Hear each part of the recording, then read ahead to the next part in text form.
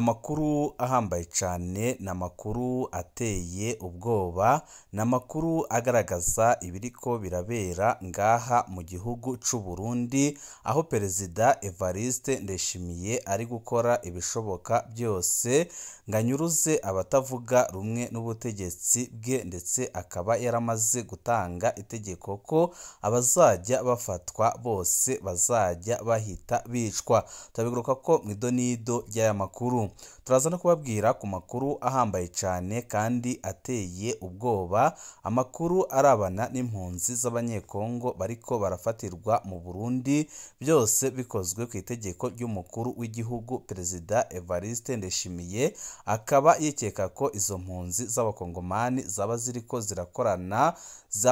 zirakorana n'abashaka gukuraho ubutegetsi bwiwe, ndetse hakaba hari n'amakuru avuga ko ibintu bitifashe neza mu nzego z'umutekano, aho hari akarwi kifuza gukuraho Perezida Evariste Ndayishimiye, ndetse kakabikora vuba na bwango mbere y'uko amatora ya 2027 agera. Hakaba hari amakuru avuga ko mu Burundi ibintu byaba bigiye guhinduka cyane, akaba ariyo mpamvu Perezida Evariste Ndayishimiye ari gukora ibishoboka byose kugira ngo abangamire icyo gikorwa. Murabizi ko hamaze iminsi hafatwa abatavuga rumwe n'ubutegetsi, ndetse hagafatwa bamwe mu bajenerali bahambaye cyane ndetse banakomeye mu butegetsi bwa CNDD-FDD. Abo bose bakaba bari kwikekwa muri uwo mugambi. Hakaba n'amakuru avuga ko hari abandi bajenerali ndetse n'abakoloneli baba bagiye gufatwa bagapfungwa. Byose bikaba biriko birakorwa ku bwoba Perezida Evariste Ndayishimiye afise, dore ko yamaze kumenya ko Ndikuriyo, umunyamabanga mukuru w'umugambwe uri ku butegetsi, ariko yubaka umurwi uhambaye cyane anyuze mu nzego z'iperereza, inzego zo kwivuna abansi, igipolisi ndetse n'imbonerakure. Uwo murwi akaba ari we uri gukora ibishoboka byose ngo ukureho Ndayishimiye, amaze amatora ari imbere aba ari umunyamabanga mukuru w'umugambwe uri ku butegetsi Reverien Ndikuriyo uzaba ufite uburenganzira bwo kwitoza, ndetse benshi mu bagumyabanga bakaba banifuza ko ari we ushobora kuza agashira ibintu ku murongo, bigatuma n'abahoze bari ku ruhande rw'umuhisi Petero Nkurunziza, abita ko bari mu iragi rya Nkurunziza, bongera kubona ijambo mu gihugu, mu gihe biboneka neza ko Ndayishimiye yakoze ibishoboka byose kugira ngo abakumire. Ibi byose bikaba bibaye mu gihe abarundi isinzi bariko barata bakomoka bagahunga igihugu, abandi bakaba bari mu bukene butagira izina, kugezaho n'abagumyabanga ubwabo bamaze kwerekana ko batagishaka intwaro ya Ndayishimiye, aho benshi bavuga ko mu matora ya 2027 aho kugira ngo batore Ndayishimiye bazapfuma batora ubusa bagatoba amatora. Ibi byose bikaba biriko biratera Ndayishimiye ubwoba, akaba ariyo mpamvu benshi bemeza ko mu minsi iri imbere ngaha mu gihugu c'u Burundi hashobora kuba akantu, ndetse ibara rishobora kugwa umwanya n'umwanya. Benshi bakavuga ko aho ibintu bigeze abarundi niyo nka bari bakwiye gukora ibishoboka byose kugira ngo bahagarike ikibi kibishe kiriko kirakorwa na Perezida Evariste Ndayishimiye. Tubigaruka ko mw'idonido ry'amakuru turaza no kugaruka ku munyagihugu wunguruza abantu mu gisagara ca Gitega warashwe n'umupolisi ku marango izuba riva, bikaba byababaje abarundi batari bake. Benshi bakavuga ko aho bigeze ari uguhaguruka bagahagarika iyi ntwaro ya CNDD-FDD, biboneka ko ataco iriko irafasha abarundi uretse kubagumiza mu kaga katagira izina. Ni byinshi twabateguriye tugira ngo tubashikirize, wecu ubusabwa nta kindi, niba ukunda amakuru n'ibiganiro tudahwema gucisha kuno muyoboro wa YouTube Shiramatsiko TV, ukaba utarabyonda kuri sabone byonda ko kugira ngo uko dushize ko amakuru n'ibiganiro bene nk'ibi ujye uba uwa mbere mu gushikirwa nabyo. Abanyekongo barafatwa cyane mu mikwabu yisubiriza. Bujumbura ku igenekerezo rya 30 Nyakanga 2025 kuva ku munsi wa gatanu heze, abanyekongo benshi baba mu makaritsiye atandukanye y'igisagara ca Bujumbura bariko bararonderwa mu mikwabo ikorwa n'igipolisi c'u Burundi. Umukwabu wa nyuma wabaye kuri uyu wa mbere mu gitondo muri karitsiye c'Ibitoki, warateye ubwoba uca wongeza ubwoba no kwiyumvamwo ko hari umutekano muke mu muryango w'abanyekongo.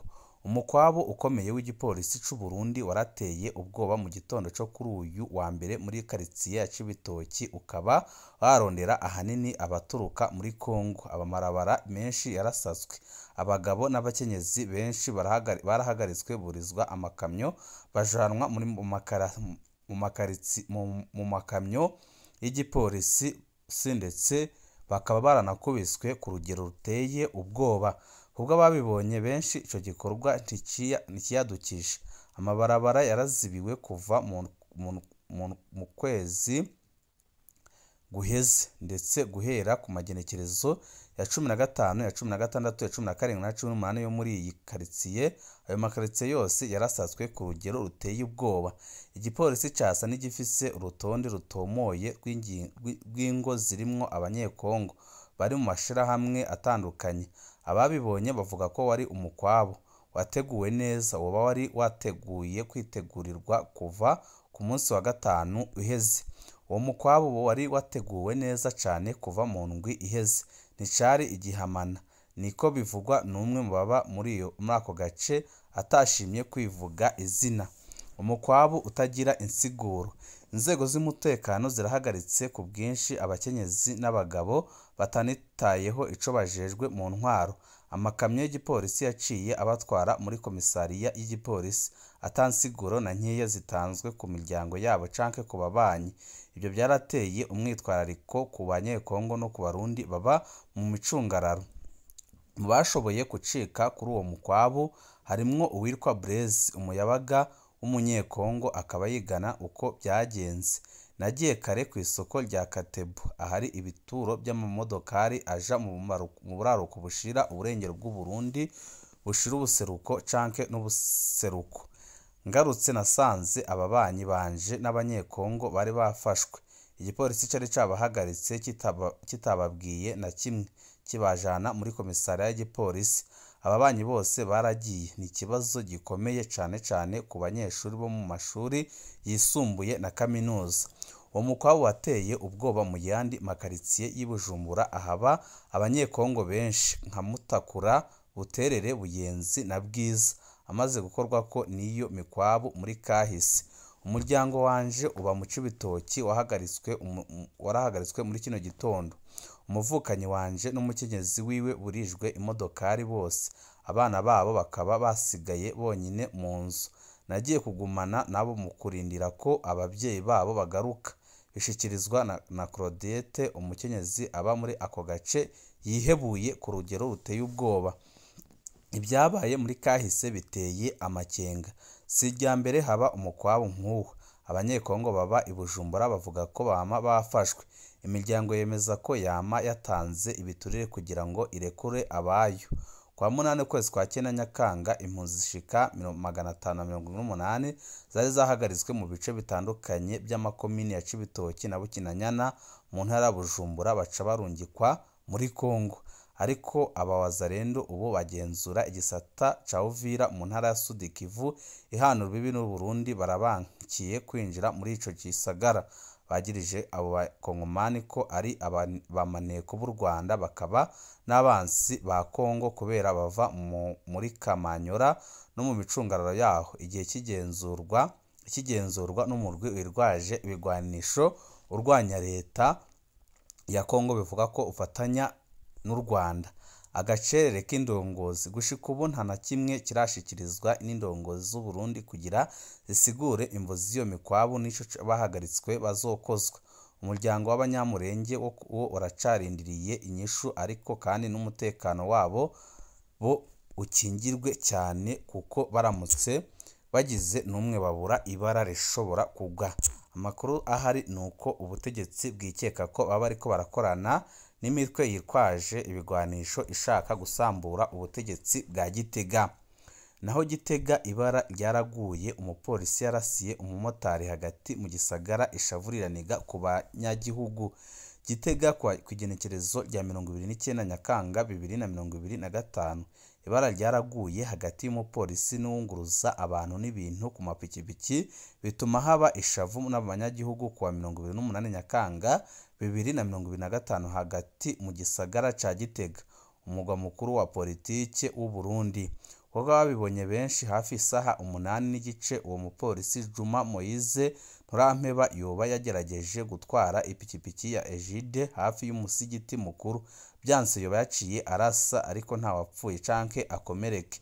Ibyabaye byarashavuje abunguruza abantu n'ibintu ku mapikipiki biyamiriza kudakoresha akarangamutima k'umwuga mu gipolisi. Ibyo bibaye inyuma y'iminsi idashika ukwezi kumwe habaye irindi bara kwa 2 Nyakanga 2025 Elia Butoyi umupolisi kandi yarashe amasasu arenga 20 umumotari yitwa Remeji ku mutumba Ntobwe muri komine Gitega. Mu gihe yahagaritswe aja gupfungirwa mu gasho ka zone Mugwa, uwo yarashe we yapfiriye ku bitaro by'akarere ka Gitega. Kubwo kwisubiriza kwayo mabi abunguruza abantu n'ibintu ku mapikipiki Igitega basaba ko abapolisi Juma Moise Ntirampeba na Elia Butoyi bahagarikwa bagashengezwa imbere y'intahe kugira bishure ku byaha bakoze. Ntitwaronse umuvugizi w'igipolisi kugira agire ico ashikiriza kuri ibyo birego, ariko abarundi bababajwe n'ibiriko barabakorerwa bagasaba ko ibintu bihinduka vuba na bwango kuko amagorwa bafiteyo ni menshi. Abapolisi ntibari bakwiye kujya bongeraho andi magorwa iyongera kuyatewe na Perezida Evariste Ndayishimiye ubwe, aho biboneka neza ko yashize igihugu mu manga, ndetse benshi mu Barundi bakaba bemeza ko ibintu aho bigeze ari habi cane, bakaba bavuga ko igishoboka cyonyine ari uko Abarundi bakikura ko iyi ntwaro. Ikiziga c'umunyagihugu gihejeje gutorwa, abanyagihugu basaba amatohoza imbere yuko gihambwa. Ico kiziga cabonywe hagati y'isaha 5 n'isaha 4 z'agatondo muri quartier Gikungu Rirare zone Gihosha komine Ntahangwa, kiryamye neza na neza munsi y'inzu y'umukoroneri benshi batazira Ryara, ni ruguru gato y'inzu y'uwahora ari umushiranganje w'uburimyi n'ubworozi Prosper Dodiko. Aho ni hafi yaho benshi bakunze kwita ku kibarabara kwa Ntiba. Nk'uko bishikirizwa n'abanyagihugu babonye ico kiziga ubwa mbere, umuhisi ni umutama w'imyaka yoba iri hagati ya 50 na 60. Umwidondoro we ntiwashoboye kumenyekana. Abamwishe babanje kumuboha amaboko n'inkamba imbere yo kumukubita ikintu mu mitwe kuko yariko igumu mu ruhande rw'inyuma. Amakuru yadushikiye nuko inyamiramabi zaho mu Gihosha zahashitse ariko zica zitwara karangamuntu yiwe yari mu mufuko, nta kindi cakozwe. Gushika isaha dukoreye ko iyi nkuru, ikiziga cyo mutama niho kikiryamye.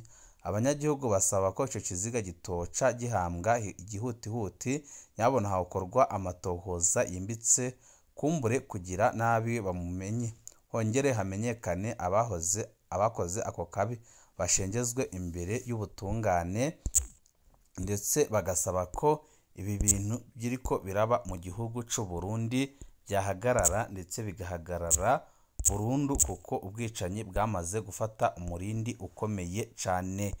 Reka dusozereze ku makuru ari kuvugwa hakurya y'u Burundi muri Kongo, aho wahoze arongoye iki gihugu ariwe Joseph Kabila yakatiwe urwo gupfa, akaba yaratwaye igihugu ca Kongo imyaka igera muri 18. Ayavugwa mu babanyi, Perezida Joseph Kabila yahoze arongoye Kongo yaraye aciriwe urubanza rwo gupfa.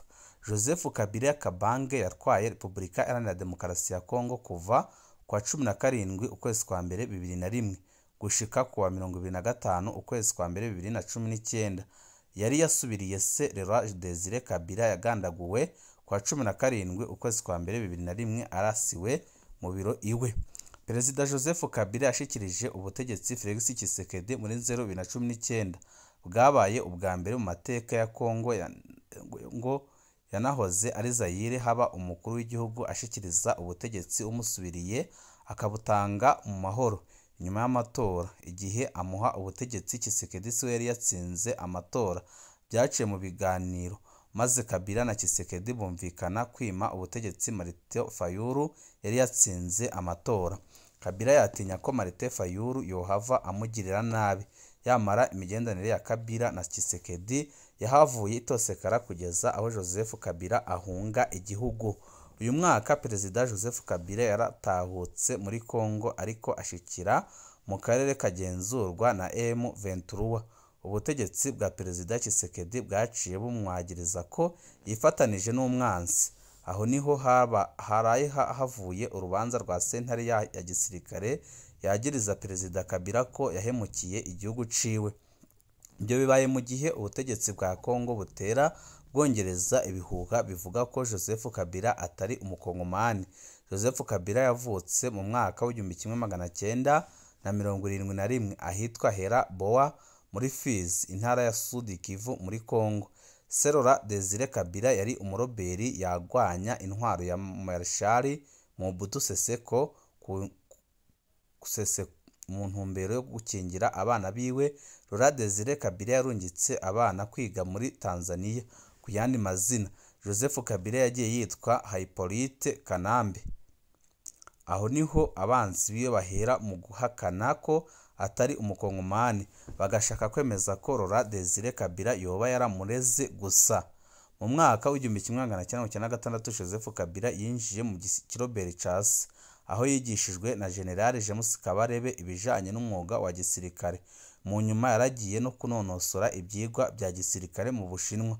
Ku ntwaro ya se Joseph Kabila yari ajejwe urugamba, yari intwazangabo y'ipeti rya General Major. Se apfuye, abasirikare bafashe ingingo ko Joseph Kabila asubirira se. Yari afise imyaka 29. Yafatwa ko ari we mukuru w'igihugu wa mbere yari akiri muto mu isi yose. Urubanza rwa Joseph Kabila rugiye kongereza injyane ziri muri Kongo. Perezida Felix Tshisekedi we ashaka gukuraho ikintu cyose kitavuga rumwe nawe. Abakurikiye runo rubanza bavuga ko rudakurikije amategeko. Perezida Tshisekedi yategurira guhindura ibwirizwa shingiro kugira yitoze ubwa gatatu muri 2028. Ibyo bikaza bisongera isibe mu gihugu kirembejwe n'intambara. Ibihe byiza nibyo ndabipfurije.